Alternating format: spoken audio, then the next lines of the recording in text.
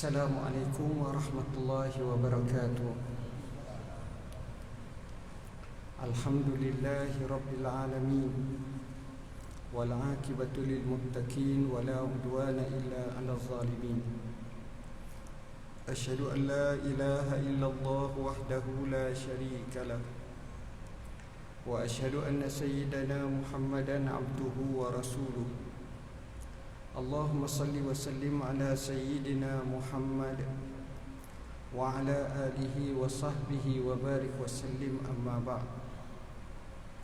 Sahibul fadilah, pengurusi majlis, yang berusaha, Tuan Nazir, barisan saf kepimpinannya, ashabul fadilah, tuan-tuan imam, tuan-tuan guru, para alim ulama, datuk-datuk, datin-datin, muslimin muslimat, para jemaah yang saya kasihi sekalian.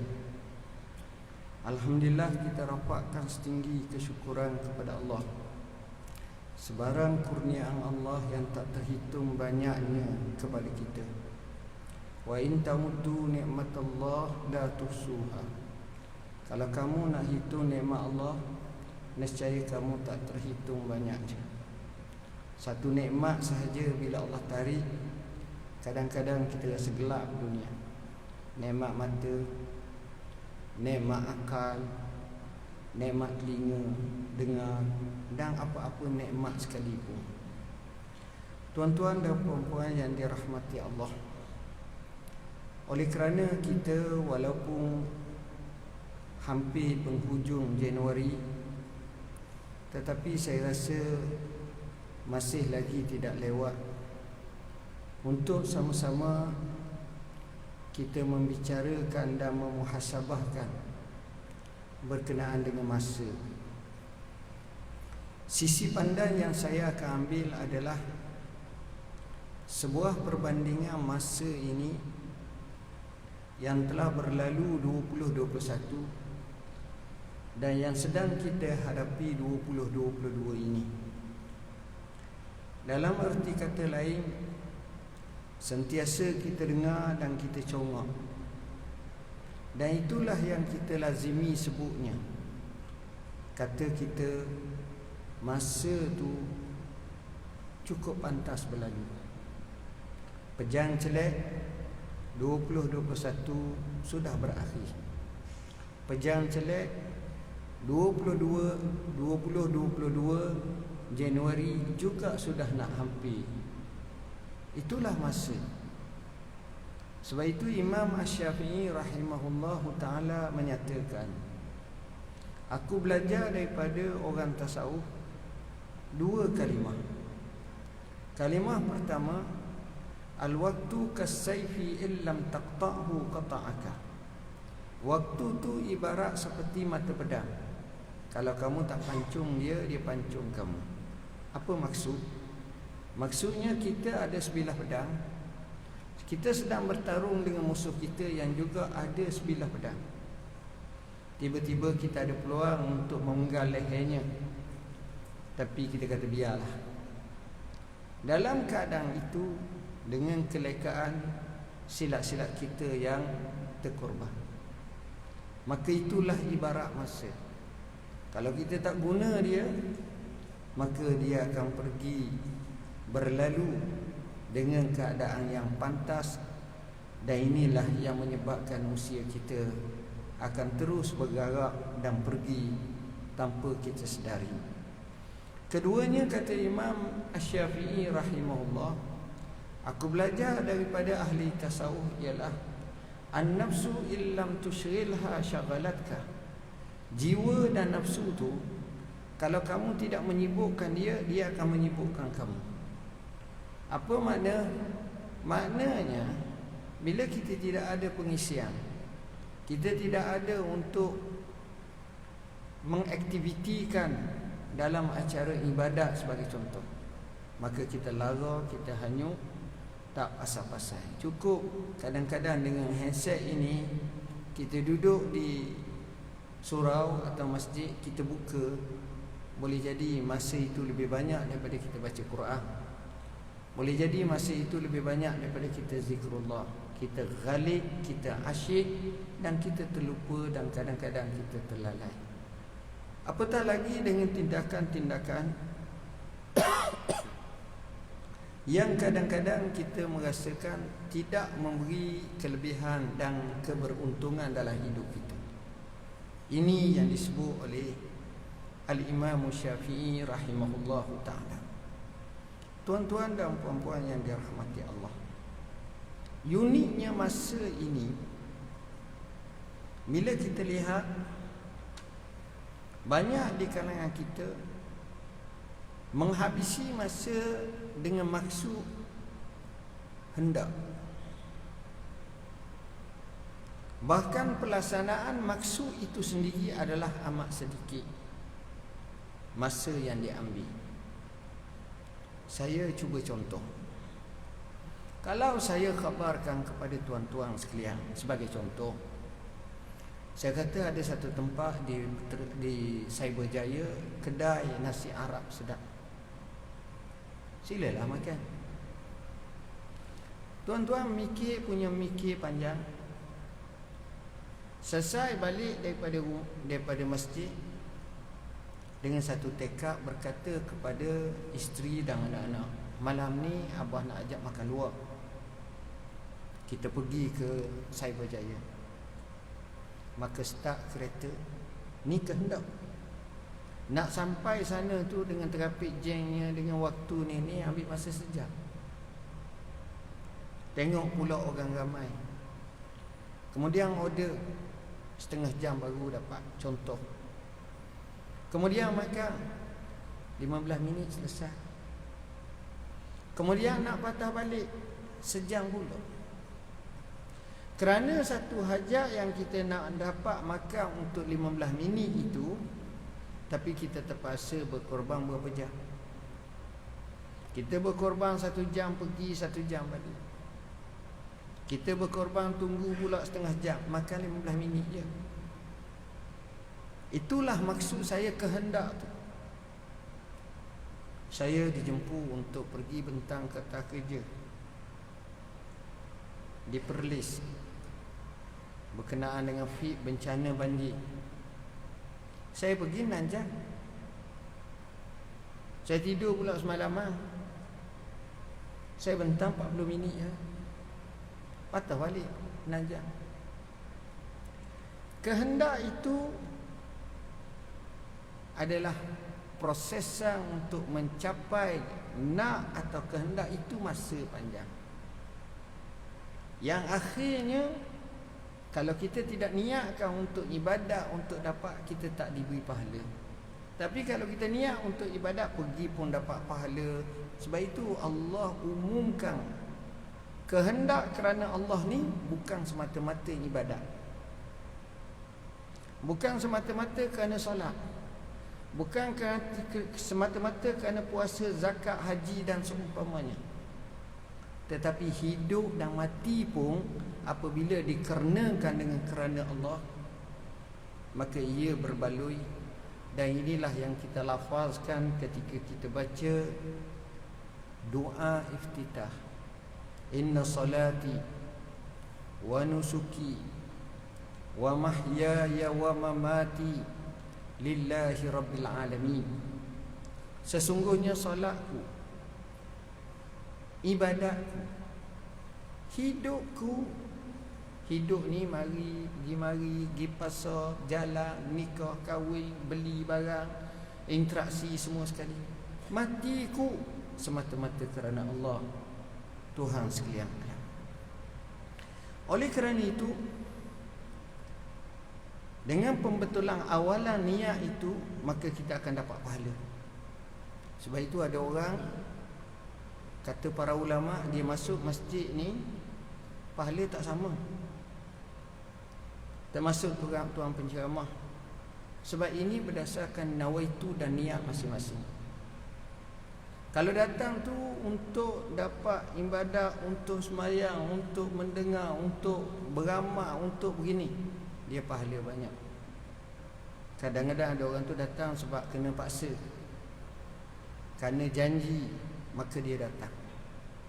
hati dia serba berat nak okey ke tak okey, maka dia pun dapat, bukan dia tak dapat.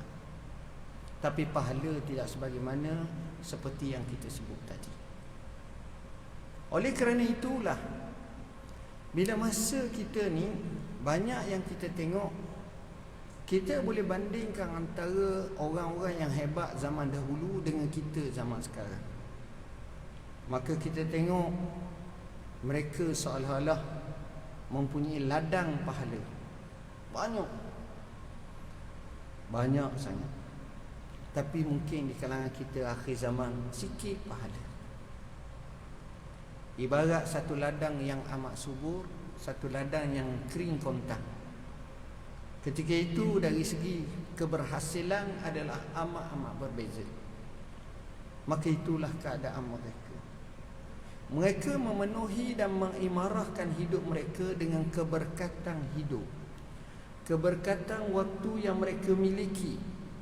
Mereka gandakan sebanyak mungkin pahala. Walaupun usianya pendek, walaupun masanya terhad, tapi mereka mengutip mutiara pahala dalam mizan hasanatnya pada hari yang dinyatakan yaumala yanfa'u malun wala banun illa man atallaha biqalbin salim. Hari yang tak mungkin memberi manfaat oleh harta benda dan anak pinak, hanya yang datang menghadap Allah dengan hati yang sejahtera.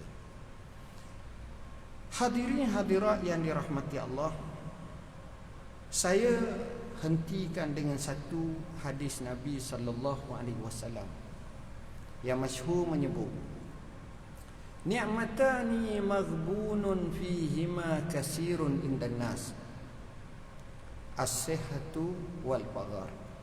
Ada dua nikmat yang mana manusia ini banyak terperangkap dan terpedaya serta hanyut untuk meraih manfaat dan faedah. Ada dua nikmat.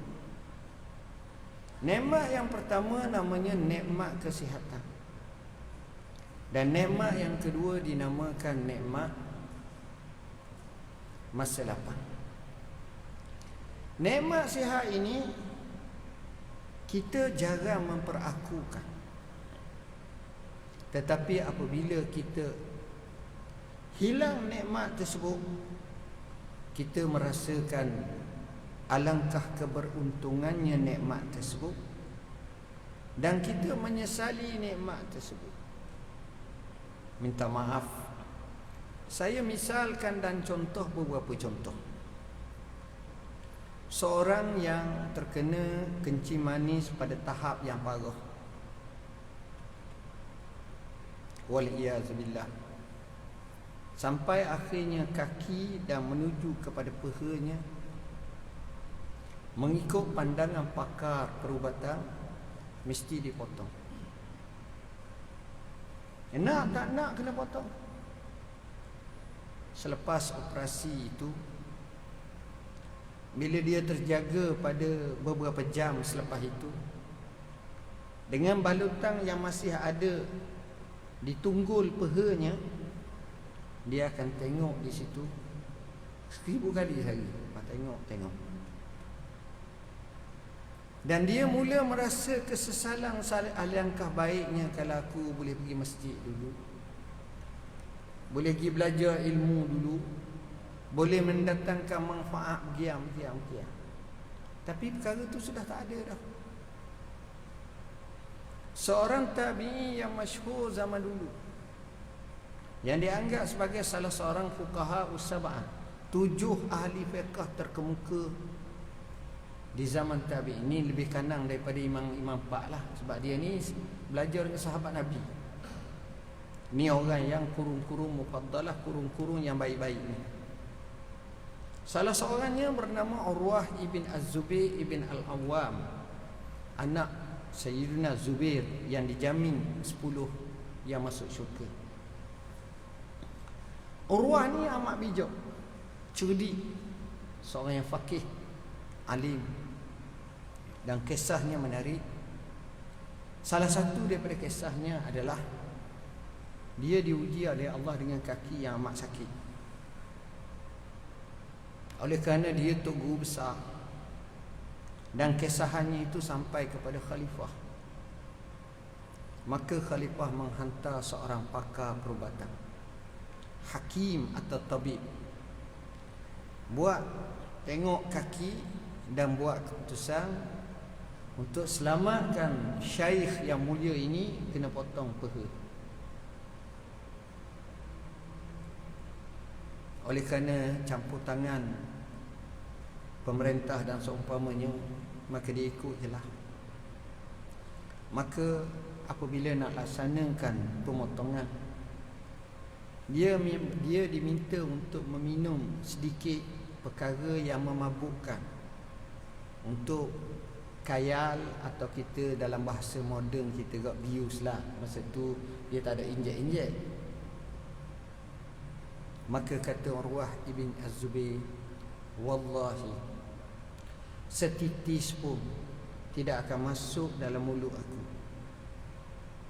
Kalau kamu nak buat, kamu buatlah dalam keadaan aku jaga. Maka dipotong. Mulutnya sentiasa zikrullah sampailah selesai. Bila selesai, dia arahkan supaya kakinya dibasuh. Kemudian kakinya itu dikafankan. Kemudian bawa dekat dia. Tak payah semayang, dia tak mati lagi. Kemudian dia bercakap dengan kaki tersebut. Dia kata dengan menangis, wahai kakiku, demi Allah, aku tidak gunakan kamu kecuali untuk hadir salat berjemaah di masjid, atau hadir majlis ilmu, sama ada mengajar atau belajar, atau sambung silaturrahim, atau menuju ke Makkahul Mukarramah melaksanakan ibadah haji atau umrah. Itu saja. Kemudian dia disuruhkan kakinya itu dikebumikan. Kita tengok dalam situasi seperti itu, macam mana dia manfaatkan kehidupan dia. Nikmat sihat yang Allah kurniakan kepadanya, yang akhirnya membawa kepada pendedahan mengejutkan. Nikmat sihat ini penting. Orang yang berada di katil hospital, apa niat dia? Dia akan berkata, ya Allah, kalau aku sembuh, lama dah aku tak mari masjid, aku nak datang masjid. Kalau aku sembuh, aku ingat anakku nak belajar, aku nak dekatkan diri kepadamu. Jarang orang dalam keadaan begitu berkata, aku nak buat maksiat satu, tak ada. Ini saya cakap mengikut kehendak orang yang beriman, yang masih ada lagi saki-baki semangat agama dalam tubuh badannya. Jadi rupa-rupanya nikmat sihat ni penting, sehingga disebut oleh para hukama, as-sihhatu tajul as-sihha. Kesihatan itu dianggap sebagai mahkota kepada orang-orang sihat. Kita dalam majlis ni nampak orang sakit, dia kata, kenapa muka kuning saya? Tengok orang pula batuk banyak, saudara tak payah mari lah, bimbang. Maknanya di situ ada beza dah. Tapi orang sihat, orang segar, orang yang dalam keadaan, kadang-kadang inilah yang terlupa kerana nikmat seperti itu. Kedua, nikmat masa lapang. Allah bagikan kita banyak masa lapang. Kadang-kadang apa kita buat? Apa kita buat masa lapang kita? Kita kata duduk saja, Zak. Dah nak buat apa? Kita tengok TV. Apa lagi kita buat? Kita tak tahu apa benda kita nak buat. Buka komputer, baca handset, baca WhatsApp dan Messenger ke apa ke semua sekali. Begitulah habis masa kita.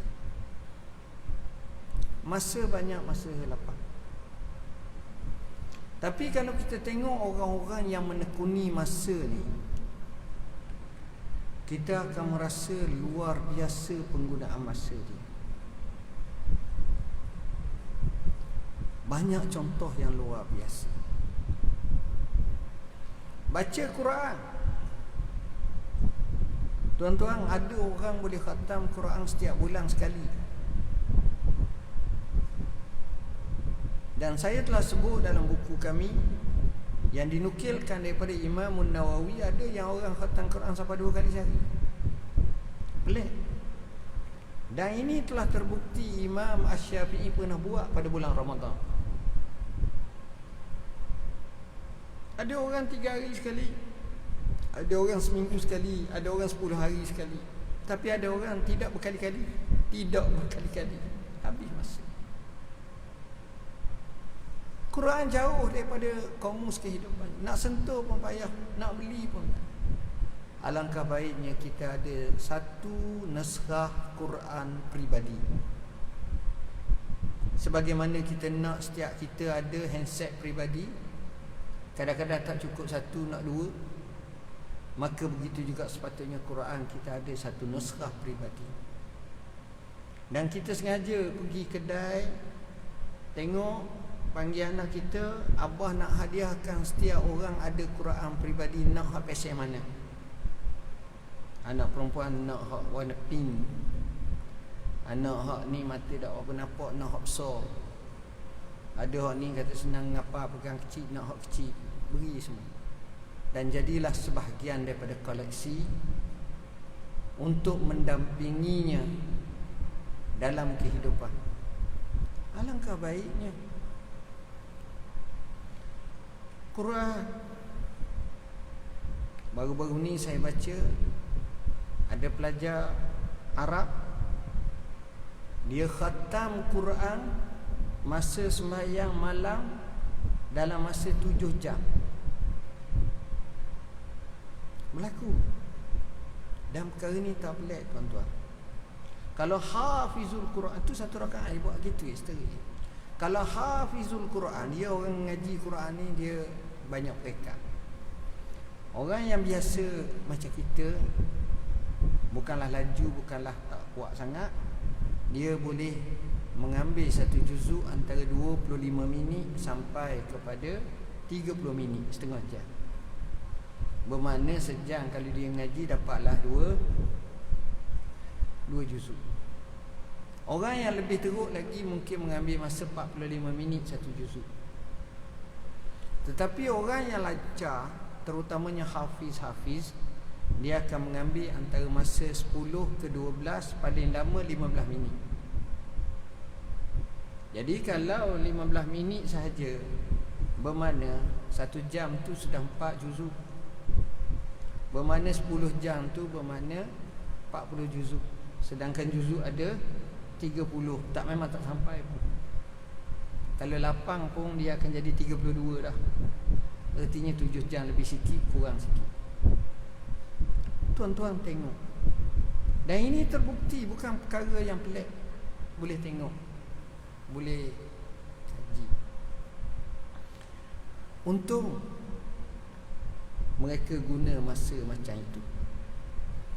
Ada orang dia cari ilmu, belajar ilmu, membaca, baca. Saya pernah tengok orang Arab, orang India tak silap, dia baca laju sungguh. Dapat tebal ni sekejap ni. Ada seorang pelajar Al-Azhar di Mesir, hobinya membaca buku. Jadi dia baca beratus-ratus buku, mungkin 1000 buku. Bila mana pertandingan membaca buku banyak, dia boleh jawab dengan tuntas satu-satu, mengkagumkan. Seorang ulama pada kurung ke-5 Hijrah kalau tak silap, Ibnul Jauzi, pengarang kepada kitab Zad Al-Masir, tafsir yang terkenal, seorang alim. Dia kata, tak salah kalau saya katakan bila dia masuk sebuah gedung perpustakaan besar, Saya membaca semua koleksi ni melebihi 20,000 jodoh buku. Tuan-tuan bayangkan macam mana banyak ilmu dia. Ada orang menyangkakan bahawa sebenarnya dia baca lebih lagi, mungkin separuh lebih. Kerana semangat membaca luar biasa. Semuanya luar biasa. Hebat. Macam mana dia guna masa tu? Ada orang menisbahkan kepada Abdullah ibn al-Mubarak. Abdullah ibn al-Mubarak ini kalau kita baca biografinya luar biasa. Jarang ulama yang mempunyai 3 perkara ni. Kebanyakan kita 1, paling banyak pun 2. Tapi Allah bagi pada dia 3, mana cukup. Sempurna hidup dia. Pertama, dia amat alim. Dia ada kitab Zuhd wa Raqaiq dan lain lagi. Alim sungguh. Mengapa hadis yang amat banyak? Akalan dan hafazannya luar biasa. 1. Kedua, Allah jadikannya berani. Berani sungguh. Beraninya dia sebab dia lahir sekitar tahun 80 lebih atau 90 lebih hijrah. Maknanya 1300 tahun lepas lah meninggal. Dia tak sempat dengan Rasulullah. Rasulullah wafat pada tahun 11 hijrah. Tapi dia ni tabi'in. Abdullah ibn al-Mubarak ni berani, dia banyak menyertai perang. Pernah satu ketika bila musuh berada di sebelah sana, dia sebelah sini, ada musuh yang luar biasa berani. Musuh yang luar biasa berani, dia tunjuk tayang kecekapan menggunakan senjata luar biasa. Dia lambung, dia boleh lipat, dia boleh ni, dia boleh macam-macam. Keadaan ini menyebabkan keluar biasaan ini tak mampu untuk ditandingi. Jadi orang Islam tengok jadi gerung, takut. Ialah bukan takut mati, tapi janganlah nombor 1 sangat. Dan mencabar orang Islam. Siapa berani lawan ni?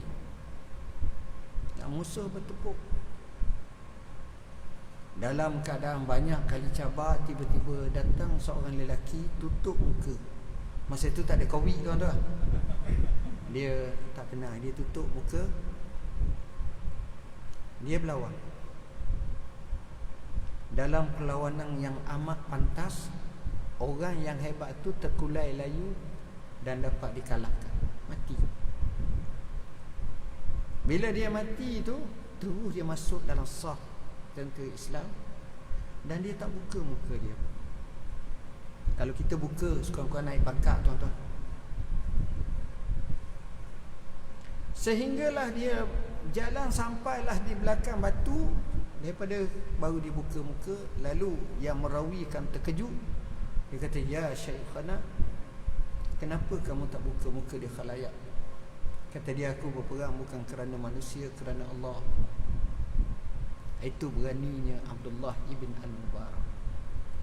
Hebat. Ketiga, dia ni amat kaya. Bukan kaya biasa, kaya. Itu saya kata jarang orang dah lah alim, berani, kaya. Ini luar biasa.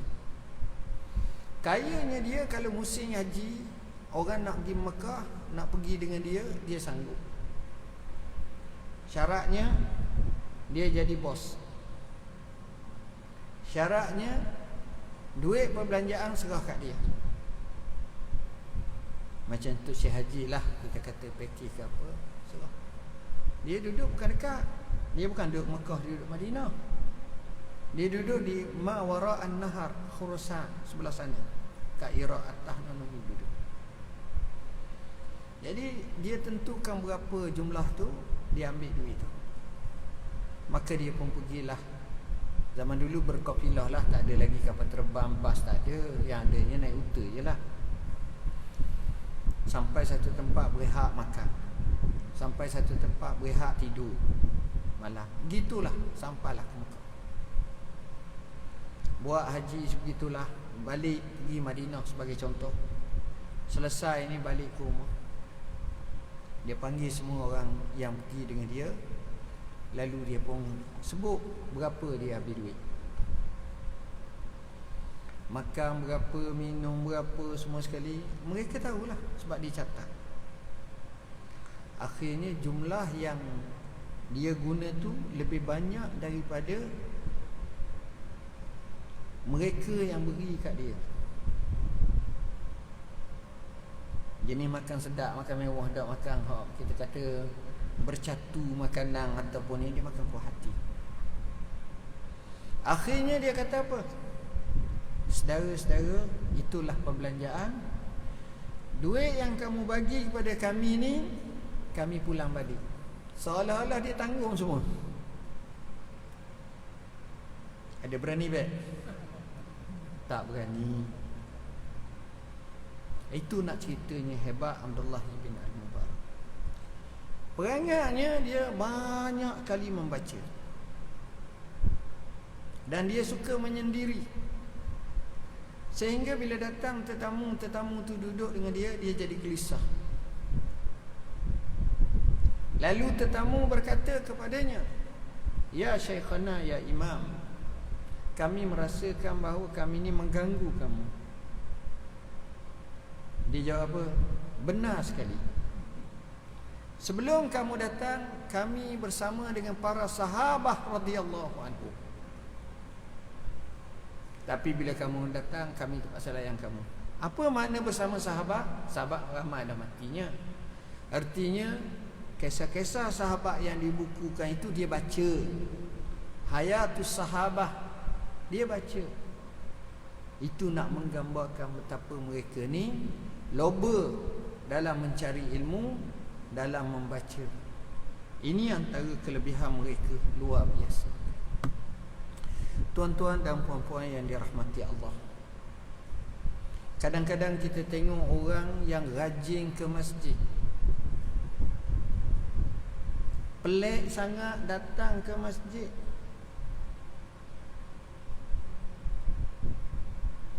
Mereka ini datang, lepas datang, tengok sampailah kepada akhir hayat dia. Dia tak macam kita 4 kali seminggu, tu rajin dah. 5 kali seminggu. Dia ni boleh katakan hampir tiap-tiap hari datang, tiap-tiap waktu datang. Memang begitu. Ada orang macam tu. Berapa banyak pahala yang Allah kurnia pada dia. Seorang tokoh yang hebat zaman dulu namanya Al-A'mash. Gelarangnya A'mash, nama sebenarnya kalau tak silap Sulaiman bin Mihran. Ini pun cerita lebih kurang zaman tahun 80-an, 90-an ataupun 100 gitu. Maknanya antara tabi'in gitulah. Al-A'mash, dia ni mata tak berapa nak nampak. Allah bagi dia luar biasa alim, pakar bahagian hadis, sampai kepada tahap dia nak meninggal dunia. Bila dia nak meninggal dunia, anak-anak dia, keluarga dia menangis tepi dia. Dia bangkit dan dia kata kepada anak-anak dia, kepada keluarga dia, "Wahai anak-anakku, keluargaku, jangan nangis." Dia dalam sakaratul maut. Dia kumpul kederak yang ada padanya dan dia kata, "Jangan menangis. Sesungguhnya abah kamu ini sudah 60 tahun tak pernah tinggal dan tak pernah luput takbiratul ihram bersama imam." 60 tahun.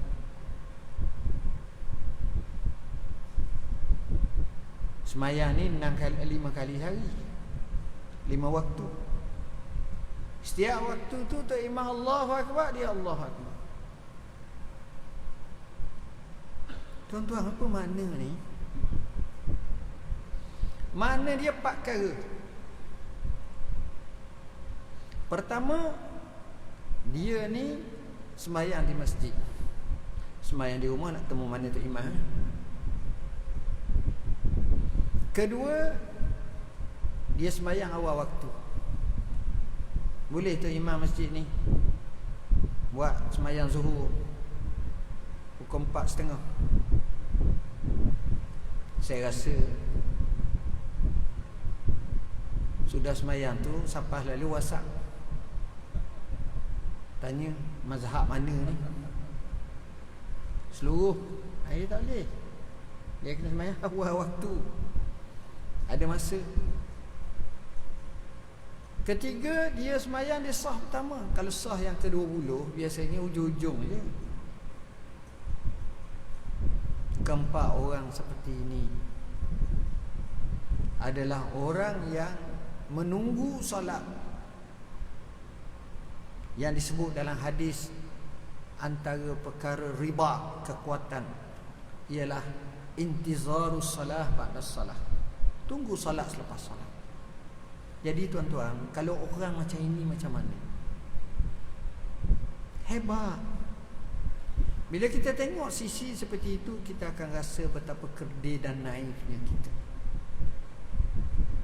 Mereka ini termasuk dalam firman Allah Ta'ala, as-sabiqun as-sabiqun ulaikal muqarrabun sullatum minal awwalin wa qalilum minal akhir. Mereka itulah golongan yang mendahului. Siapakah mereka golongan yang mendahului? Mereka ini betul-betul hampir dengan Tuhan, mendekatkan dengan acara ibadat.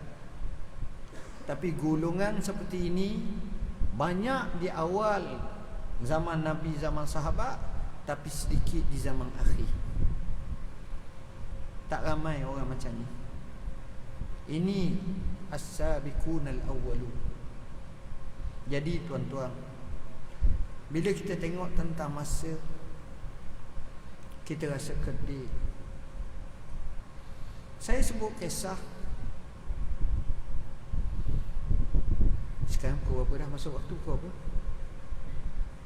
Berapa minit lagi? 2 minit lagi. Secara ringkas, saya sebut satu kisah. Seorang pakar matematik, profesor, saya pergi ke bilik dia. Ini cerita lama, mungkin 20 tahun lepas. Di sebuah universiti. Nak masuk tu dia tulis, matematiklah kamu sebelum kamu di matematika. Dia contoh, umur kita 60 tahun, kita tidur 30 tahun. Kita duduk dalam tandas, 12 tahun. Kita makan di meja makan 15 tahun. Ibadat kita semayang kalau konsisten lebih kurang 2 tahun setengah je. Mananya tuan-tuan, itulah masa. Jadi tuan-tuan, saya sebenarnya nak ceramah panjang, kalau boleh sampai pukul 11.30. Tapi dengan pandemik sekarang ini, kita kena memperakulah dalam keadaan seperti ini.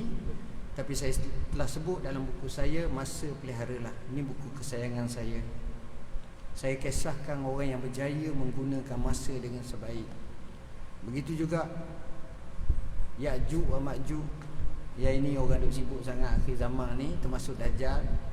Makrifah Rasulullah, macam mana Rasulullah guna masa dalam kehidupan dia, luar biasa. Inilah doaku yang sepatutnya kita sentiasa berdoa.